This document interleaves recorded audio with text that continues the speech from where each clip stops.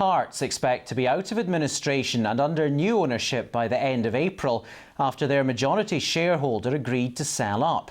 UBIG have agreed to transfer their near 80% shareholding in the Tynecastle club for an undisclosed sum. That paves the way for the foundation of Hearts to take over. Andy Chambers reports. In a campaign of disappointments on the pitch, none was greater than crashing out of the League Cup semi-finals in extraordinary circumstances yesterday. But the biggest challenge of this season is the one being fought for the very existence of Hearts. And today, news that victory in that battle is a significant step closer after BDO reached an agreement for the sale and purchase of the 79% stake held by majority shareholder UBIG.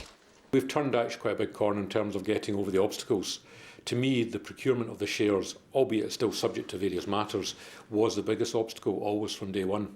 So getting that takes me from the kind of, I would say, the 5 out of 10 to maybe the 7.5 out of 10 to getting there. It's been a frustratingly slow process since the CVA was approved by creditors and shareholders back in November, as administrators have awaited the green light from Lithuania.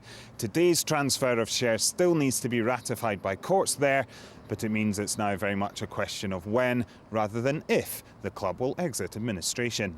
This was probably the highest hurdle to get over. We've got over that hurdle today, so we're all very pleased. But I wouldn't get my hopes up too much yet that the deal's actually been done, signed, sealed and delivered. There are still some hurdles in the way, but it's certainly a very pleasing moving forward. Hearts hope to officially exit administration by the end of the season, if not before. But Brian Jackson admits that had they held on against Inverness yesterday, the resulting cash bonus would have helped ease the transition of purchase. Realistically, if we had one, it would have been enough to fund us for at least another month. And it's really unfortunate because it might be about another month to 2 months that we will actually need, depending on how the timescale goes. But hopefully, if we can get the deal done by the end of March, we should have just about enough to get us there. Andy Chambers, STV News.